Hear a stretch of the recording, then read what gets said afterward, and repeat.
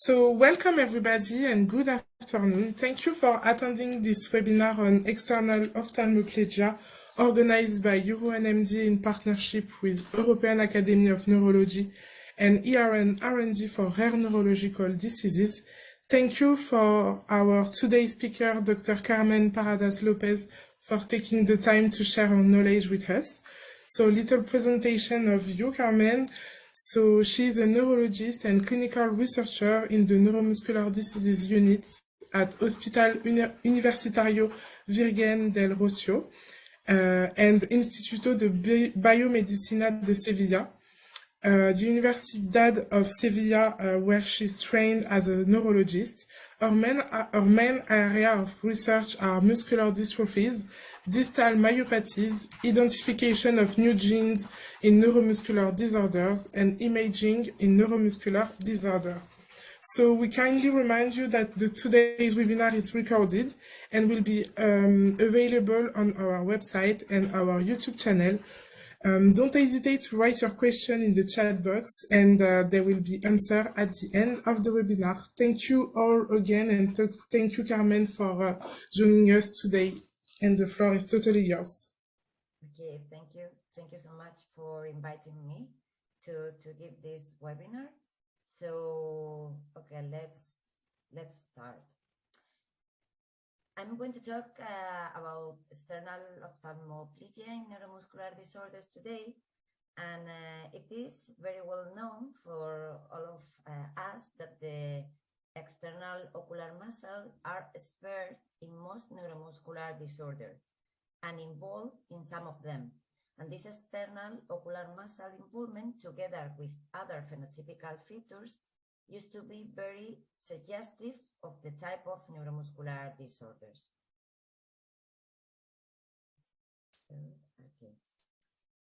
So the unusual properties of the extraocular muscles may predispose or protect to this muscle in these diseases, in neuromuscular diseases, both neurogenic and myogenic diseases. So we are going to talk a little bit about these specific features of these special muscles to understand why they are preserved or involved in specific disorders. We can differentiate in these extraocular muscles two compartments: an inner global layer which inserts into the sclera in a well-defined tendon, as you can see here in the scheme. And we can differentiate as well an outer orbital layer which inserts not into the globe but into fibromuscular pulleys in the orbita, just here. These pulleys prevent the extraocular muscles from side slip during eye rotation. So these both layers have a different function. The global layer, the red one, provides the force for eyeball rotation, and the orbital layer adjusts the pulley position. These two layers, conforming each single extraocular muscle, differ not only in their insertion points, but also in the composition of muscle fiber types. The innervation patterns of the extraocular muscles fibers set them apart from skeletal muscle fibers. Around 80% of fibers in adult extraocular muscles exhibit the classical pattern of single innervation, which means one fiber, one neuromuscular junction with a twitch contraction, as you can see here in the panel A. However, the remaining 20% of the fibers exhibit an unusual innervation pattern with multiple neuromuscular junctions distributed along the length of single fibers, as you can see here in panel B. These multiply innervated fibers in the global layer show a non-twitch or tonic mode of contraction, and it is activated focally at each synaptic site in the absence of propagated action potentials. By contrast, the multiple innervated fibers in the orbital layer have a mixed pattern of contraction, twitch in the mid-belly and non-twitch at its proximal and distal ends. The twitch muscle fibers are involved in the generation of eye movements, providing a powerful contraction to the overcome forces of the orbital connective tissue, while the non-twitch fibers may contribute to feedback, overcome forces, and information. This feedback, it gives us information required for gaze holding and the mediation of ocular alignment during fixation, convergence, or smooth pursuit. So single and multiple innervated fibers are innervated by separate groups of motor neurons. And this is very important to understand the involvement of this muscle in different neuromuscular disorders. Another very important aspect is the proprioceptive mechanisms, which is playing a unique role in these extraocular motor muscles. I mean, this is a scheme of the motor neurons that are innervated the muscle, the external ocular muscle. So the neuromuscular spindles and Golgi tendon organs do not appear to be the major sensory receptors in extraocular muscles. The so-called palisade ending, which you can see here, appears to be the predominant sensory organ, specifically associated with the multiple innervated fiber type, as you can see in the scheme. This palisade ending arises from nerve fibers and turn back to re-enter the distal muscle zone just here. Endings of multiple innervated fibers are postulated to respond to active and passive tensions by triggering axon reflexes that played important roles during fixation, saccades, and vergence. Here in this panel, you can see an immunostaining of this palisade ending with a specific marker for nerve fibers. And you can see this disposition at the end of the muscle fibers, just in the extreme next to the tendon. So this palisade ending is acting as the proprioceptive organ in these extraocular muscles instead of neuromuscular spindles or Golgi tendon predominance as in the rest of skeletal muscle in the rest of the body. The ocular motor units are among the smallest seen in any skeletal muscles. As you can see here, when we compare the motor units in quadriceps or in these external ocular motor muscles, for example, in the quadriceps, the motor units in one nerve is innervating 1,000 muscle fibers, while in the ocular muscles, one nerve is innervated only 10 muscle fibers. And also ocular motor neuron discharge rates are higher in the ocular muscle than in spinal cord motor neurons. So this is a very important difference between both types of muscle. And finally, developmental factors contribute toward differences in ocular muscle phenotype. One of these is that this muscle have different embryological origins.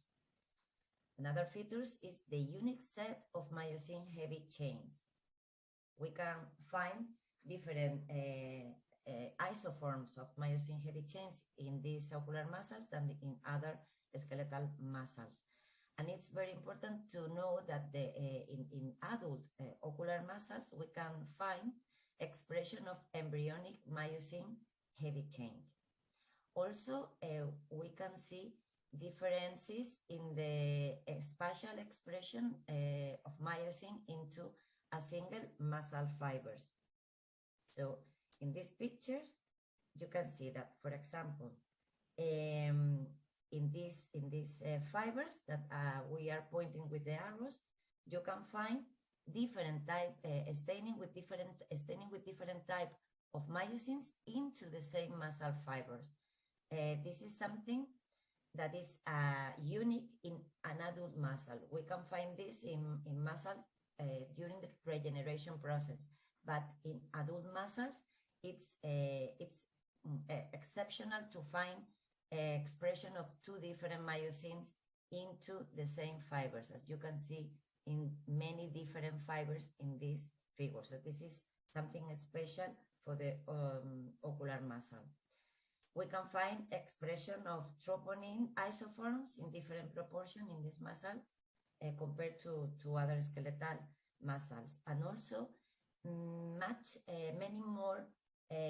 much more activated satellite cells have found in ocular muscles. So that means that maybe these ocular muscles have a higher regenerative capacity than other skeletal muscles. As you can see here in a work that make a quantification of the satellite cells with the PAC7 positive cells as a marker, and you can see the comparison between both of them. And also there are developmental differences in the ocular motor neurons. So all these features make the ocular muscles more vulnerable or resistant depending on the specific mechanism of the neuromuscular disorders. And also due to these developmental factors, we can see some neuromuscular disorders as amyotrophic lateral sclerosis, where the motor neuron vulnerability and resistance is different from other neuromuscular disorders. So now we are moving on to the different structures involved in the eye movements. So for the control of the eye movements, there are many neural structures, some in the central nervous system, responsible for the supranuclear control, and some others in the peripheral nervous system. Today, we will only focus on these peripheral nervous system structures whose alteration yield to infranuclear disorders of eye movement, the so-called external ophthalmoplegia. The clue for a topical diagnosis in the external ophthalmoplegias is a careful examination of the weakness distribution. Depending on the altered structure, nerve, neuromuscular junction, or muscle, the oculomotor muscle weakness will be different. In the figure, you can see the anatomical disposition and correlation between the third, the fourth, and the sixth cranial nerves in the different innervated muscles that correspond with different nerves, as you can see here in the scheme. So we will have different alteration of eye movements depending on the place where the lesion is located. And I have ordered this webinar according to the location of the lesion. First, we will see the lesions in the peripheral nerves, and we will start with the mononeuropathies. So in the case of a nerve lesion, the patient will show alterations of all the muscles innervated by that nerve. This weakness can be partial or complete, but all the innervated muscles will be affected. For example, if third nerve is injured, we will see paresis of the up, for example here, the up, down, and internal gaze with preservation of external gaze. While if the sixth nerve is injured here, we will see the opposite, a paresis of the external gaze with full preservation of the rest of eye movements. Regarding the third nerve, you should remind that levator palpebra here is also innervated by this nerve. So ptosis is seen in third nerve pulses. And we should remind also that the sympathetic fibers here, responsible of the pupil dilation, run around and external to the third cranial nerve. So an altered pupil response will be seen when the third nerve is externally pressed. Different structural alterations can compress and damage the ocular nerves, depending on the location of the lesion and the relation with other anatomical structures. For example, tentorial herniation of the cerebral uncus through the cranial foramen magnus, progressively pressed mesencephalic structures. This is the mesencephalus and this is the pons. So this tentorial herniation is pressing mesencephalic structures, including the third oculomotor nerve, pressing also the peripheral sympathetic fibers. So we will find third nerve paresis plus pupil alteration with mydriasis. In the cases of the tentorial herniation, also the patients will be in a comatose state because it's a very severe and progressive process. Aneurysms of the posterior communicant artery will show the same pattern of weakness due to external compression of the third nerve. Here, okay, this is the posterior communicant artery, so an aneurysm at this level will be compressing the third nerve here in this point in the mesencephalus level. So in this case, because the growing of the aneurysm should be usually be very, very quickly, the symptoms will appear very rapid. This clinical syndrome will be a very rapid presentation, usually acute. Structural alterations of the cavernous sinus. Here you can see the scheme of the cavernous sinus involve the third oculomotor nerves. So due to structural lesions of the cavernous sinus, we will find a complete ophthalmoplegia and also sensory alterations due to involvement of trigeminal nerve. As you can see here, the maxillary nerve, which is the second branch of the trigeminous nerve, is running also into the cavernous sinus. These lesions in the cavernous sinus usually disturb the blood return. For example, in the case of a thrombosis of the cavernous sinus. Here in the muscle MRI, you can see the asymmetry between the both cavernous sinus. In the right side, you can find signs of thrombosis. So these lesions in the cavernous sinus, because it's disturbing the blood return, causing a high pressure in this small space. So we will see also proptosis, as you can see here in the picture, and hyperemia together with the ophthalmoplegia. And these signs are very useful for locating the lesion in these anatomic structures. Moving on, we will see also inflammatory diseases that is affecting the orbital and periorbital region, usually, and this inflammatory lesion usually affect the oculomotor nerve, because this is the orbita, and you can see the apex here, and all the oculomotor nerves here located just in the apex of the orbita. The best example of these inflammatory diseases is the Tolosa-Hunt syndrome, caused by a granulomatous inflammation involving the cavernous sinus or superior orbital fissure.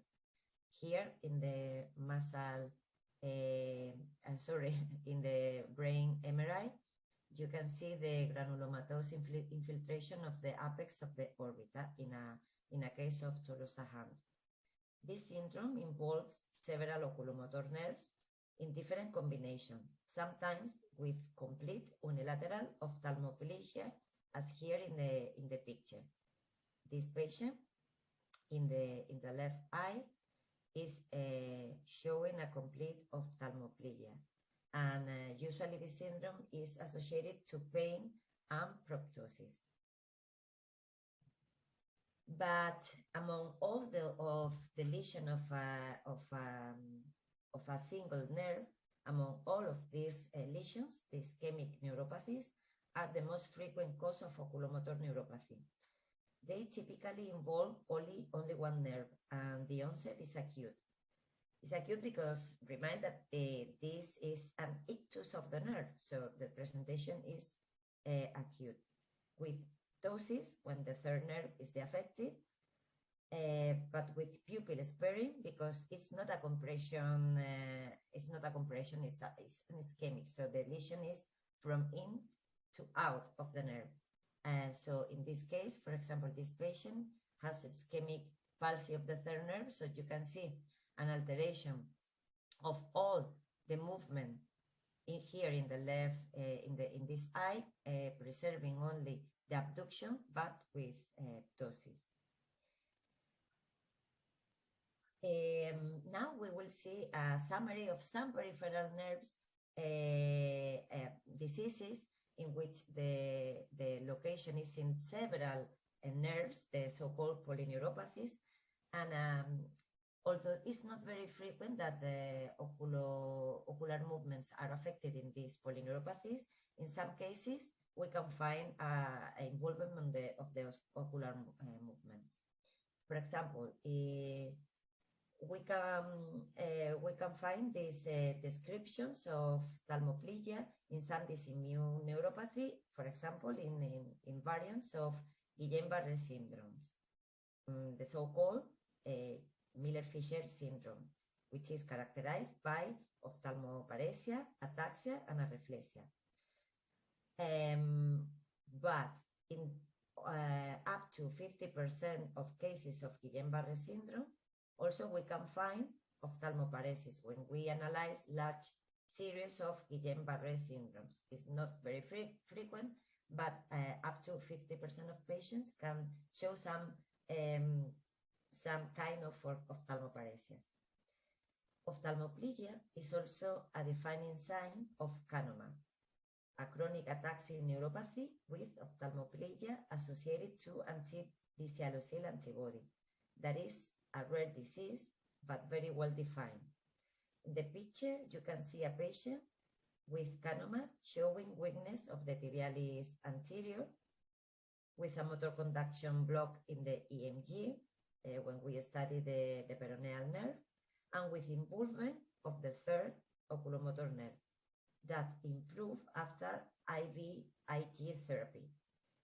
And the improvement, we can show the improvement in not only at the clinical level, but also with the decrease in the level of antibody. This was a patient that we saw several years ago, and it's published because the response was very, very dramatic with IVIG treatment. So remind this entity, this polyneuropathy, this immune polyneuropathy, where the ophthalmoplegia is one of the characteristic feature. But when ophthalmoplegia is due to alterations of the external ocular muscles or neuromuscular junction, we will find paresis of ocular movements in combination that do not fill the criteria for a nerve palsy. For example, external and internal gaze with no other ocular weakness. This distribution is not fulfilling the criteria for the lesion of a unique nerve palsy. So a lesion in the muscle or in the neuromuscular junction will be suspected.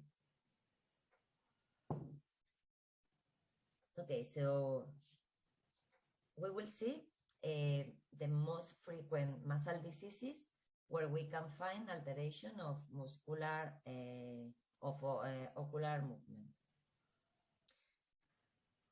First, we will talk about an acquired myopathy, which is the thyroid-associated orbitopathy.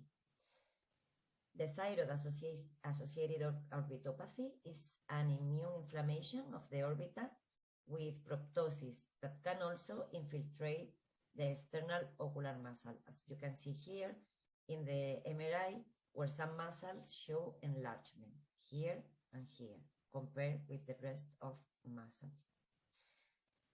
This infiltration of muscles is causing ophthalmoplegia, and the levator palpebra also can be infiltrated, causing palpebral retraction.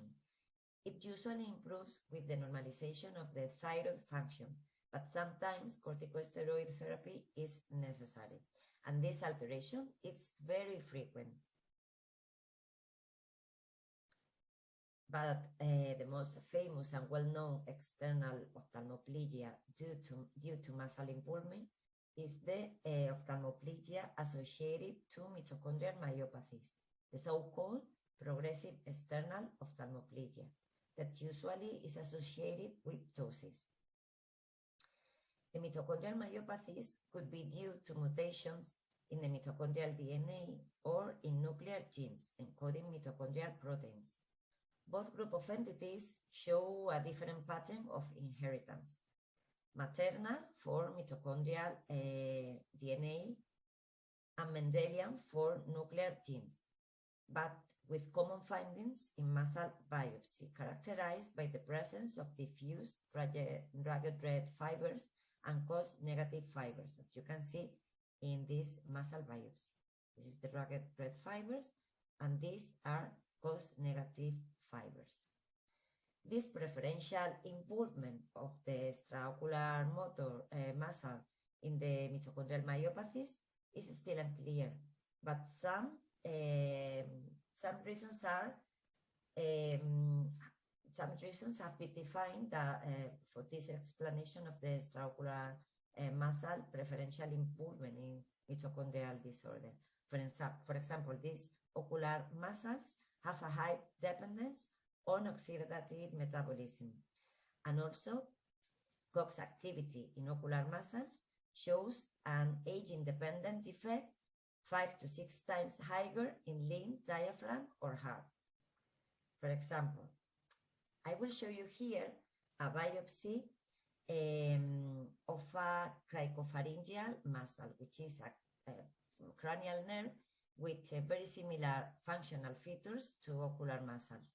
And you can see this is a control muscle, and you can see much more negative, COX-negative fibers than expected for the age of the subject. As you can imagine, if this muscle in physiological state have much more COX-negative fiber, if an alteration of the oxidative metabolism appear, the same that happened in mitochondrial disorder, this muscle could be much more affected than other muscles that don't have these negative COX-negative fibers. In this first group of molecular alterations of the mitochondrial DNA, the syndrome of myoclonic epilepsy with rugged red fibers, the so-called MERF, is an example of mitochondrial myopathy due to point mutations in mitochondrial DNA, manifesting as muscle weakness and atrophy, external ophthalmoplegia in some cases, and in many cases, giant lipomas, as you can see here. Examples of single mitochondrial DNA deletion syndromes are the Kearns-Sayre syndrome with severe external ophthalmoplegia, weakness, and ptosis, together with mental delay and white matter lesions with infantile onset, and also the pure progressive external ophthalmoplegia with no other clinical manifestations. In the group of nuclear genes, we highlight the group of genes involved in the mitochondrial DNA maintenance that cause multiple mitochondrial DNA deletions, as you can see here in the plot. POLG1 is one of the most frequently mutated genes in this group, causing a wide range of symptoms as ophthalmoparesis, ptosis, but also a Parkinsonism, as you can see in the video.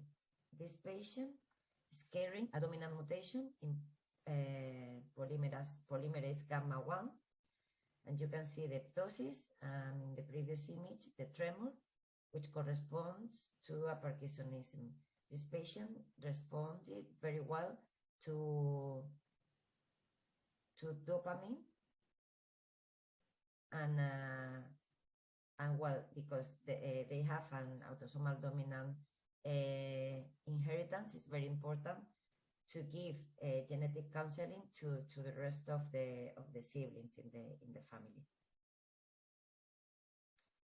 Mutations in this gene, in another nuclear gene, in TK2, typically cause a pure myopathy with variable ophthalmoparesia and ptosis, as you can see here. Facial weakness is a characteristic feature. You can see here the bell sign and the weakness in the oris orbicular. But also, these patients associate severe respiratory involvement that share clinical and morphological features with muscle dystrophy. Here in the muscle biopsy of a patient with a TK2 mutation, you can see the increasing fibrosis tissue, endomysial increased fibrotic tissue, which is very typical of dystrophies, but also a high amount of target red fiber. So in this disease, in the TK2 deficiency, we can find together in the muscle biopsy signs of mitochondrial myopathy and signs of muscle dystrophy. It's very important to identify this entity because there is a therapy available that has fully modified its natural history. A therapy with oral nucleosides it's about to be approved by health agencies. So please keep an eye on these patients with a pure myopathy with facial involvement and ophthalmoplegia because a therapy can be beneficial. And also, external ophthalmoplegia and ptosis is the hallmark of mutation in twinkle gene. However, the severity is quite variable, as you can see in this family, ranging from severe oculomotor weakness, as you can see here, to almost unnoticed limitation. These are four siblings from the same family, and the severity of the alterations of the ocular movement were very, very variable. But ophthalmoplegia is not exclusive of the mitochondrial myopathies. Other genetic muscle disorders display ophthalmoplegia together with limb muscle weakness. It is the case of the centronuclear congenital myopathy, associated to mutations in different genes, with different clinical phenotypes and patterns of inheritance, but showing central nuclei in most of fibers as the defining hallmark in the muscle biopsy. As you can see here, in almost all the muscle fibers in this muscle biopsy.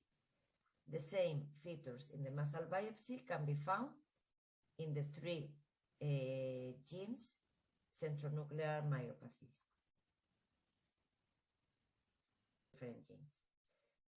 In DNAMIN2, we can find mutations, and DNAMIN2 mutations are associated to a dominant pattern of inheritance. It's a congenital myopathy, but clinically relevant in adult patients.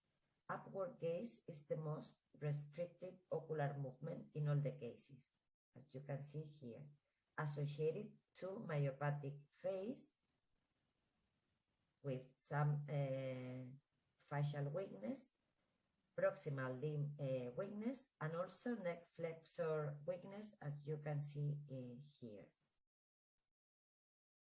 Centronuclear myopathies due to recessive mutations in BIN1 gene are associated to a predominant up gaze weakness, as you can see here in these three patients. These are three different patients with complete palsy for the up gaze movements.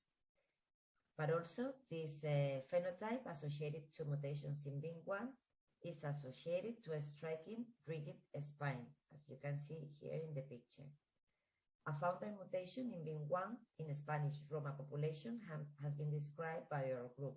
So depending on the country you are working, you will find mutations more frequently in BIN1 or in the other genes associated to centronuclear myopathies when we see this biopsy with so many fibers with central nuclei. And also mutations in RYR1 can cause centronuclear myopathies among other entities, as in this family with recessive pattern that show almost complete ophthalmoplegia as the main clinical manifestation, very similar to the BIN1 mutations, but in this case, the limb weakness was much milder, and the patients show no rigid spine.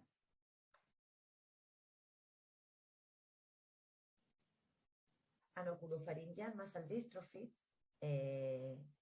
is a very well recognized muscle dystrophy due to the late onset of ptosis and dysphagia with an autosomal dominant inheritance.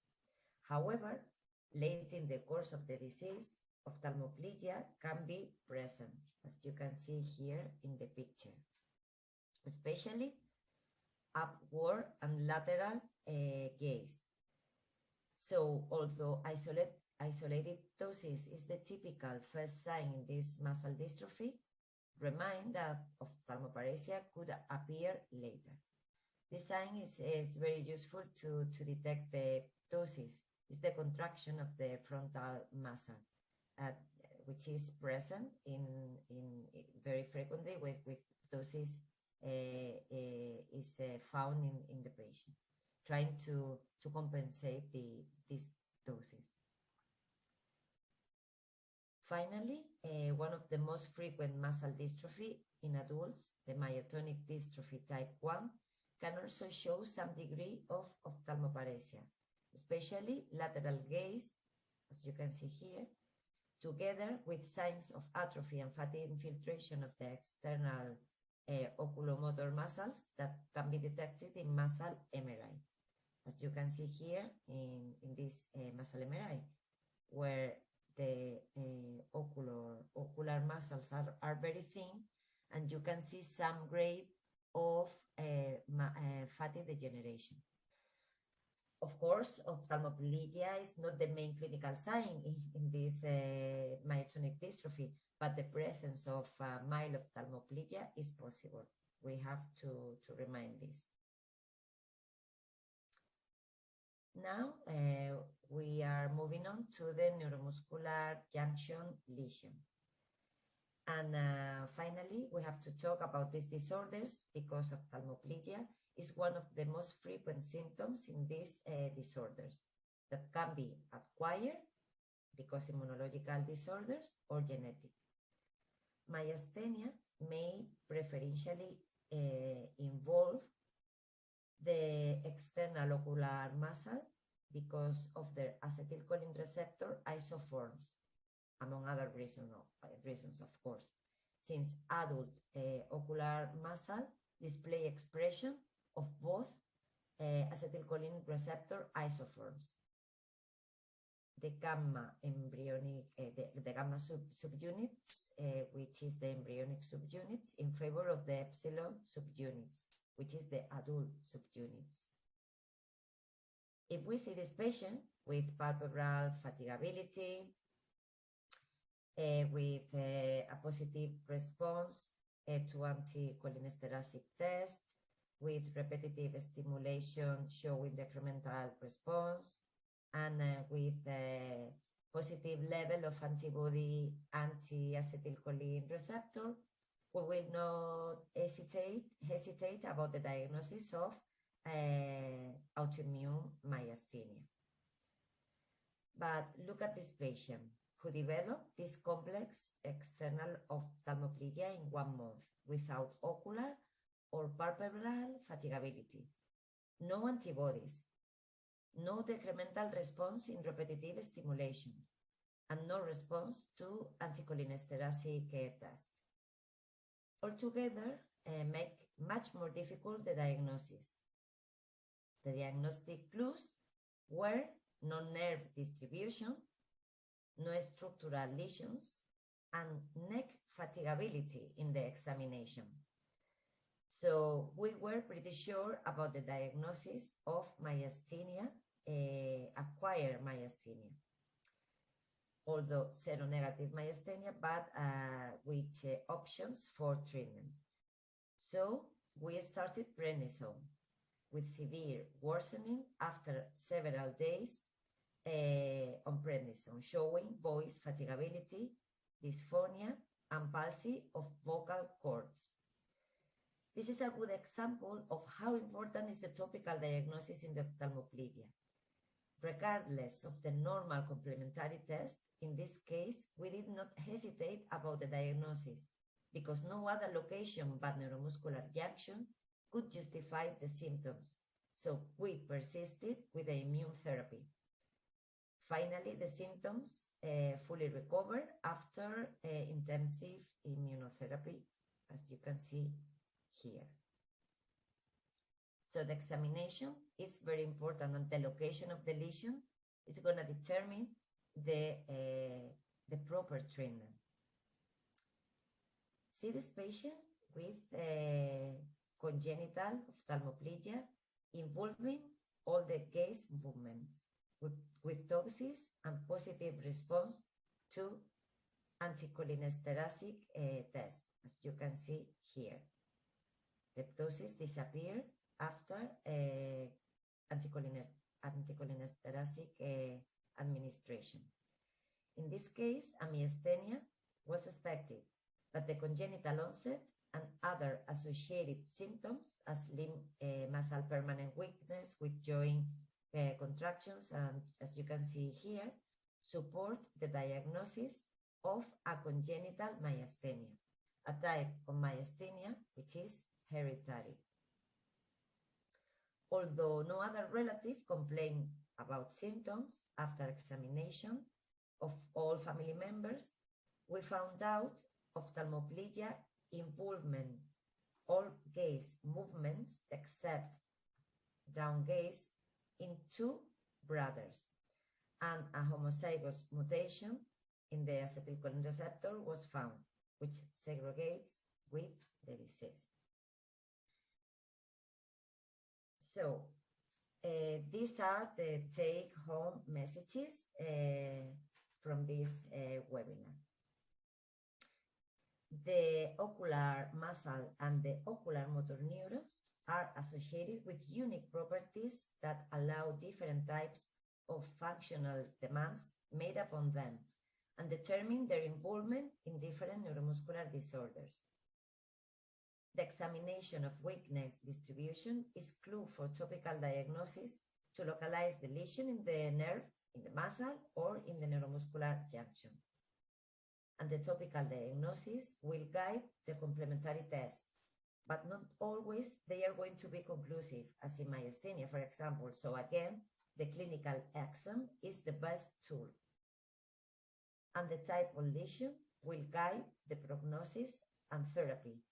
For example, there will be a spontaneous recovery when we will have an ischemic palsy, or we will choose immunotherapy in cases of acquired immune diseases as myasthenia, or we will have to give a genetic counseling when we will facing a case of hereditary disorders to avoid new cases.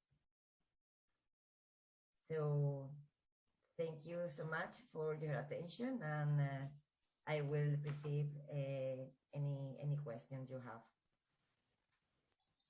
Thank you very much, Carmen, for this talk. It was very interesting.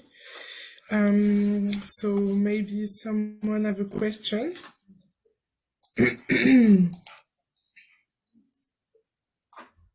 If someone have a question. Sorry, Elizabeth. No, it's okay. Go ahead. Okay. Okay. So there is a question. Yes. Do you perform thymectomy on myasthenia presenting with ptosis?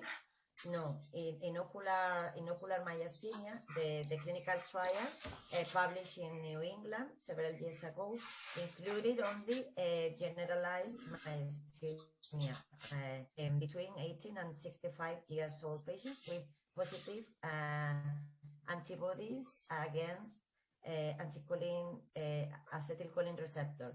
So for the pure ocular myasthenia, thymectomy is not indicated.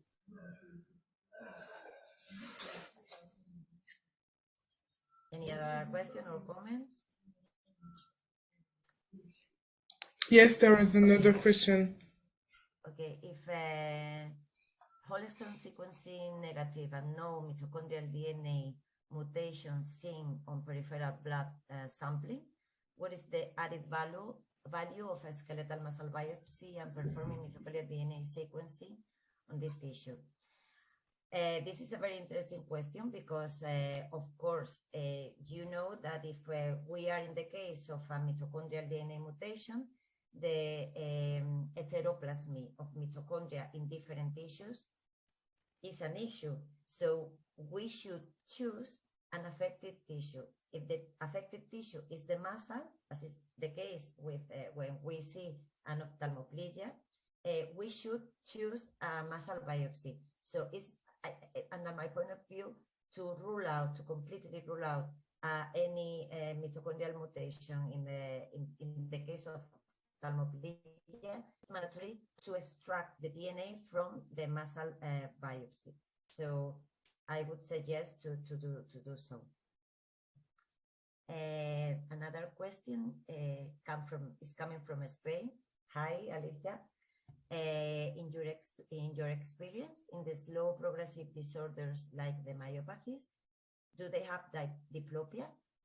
In my experience, most of these slowly progressive myopathies with ophthalmoparesia don't have diplopia. In some sporadic cases of mitochondrial myopathies with a little bit more asymmetric ophthalmoplegia could be diplopia. I have seen this diplopia with asymmetry in the ocular movement appear. And this is in mostly mitochondrial myopathies. I hope my question will help you. my answers will help you.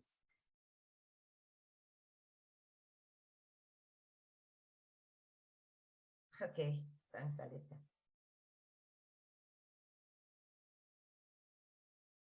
So, okay. Is there another question for Carmen? I think nobody is connected, so I mean, only two people, so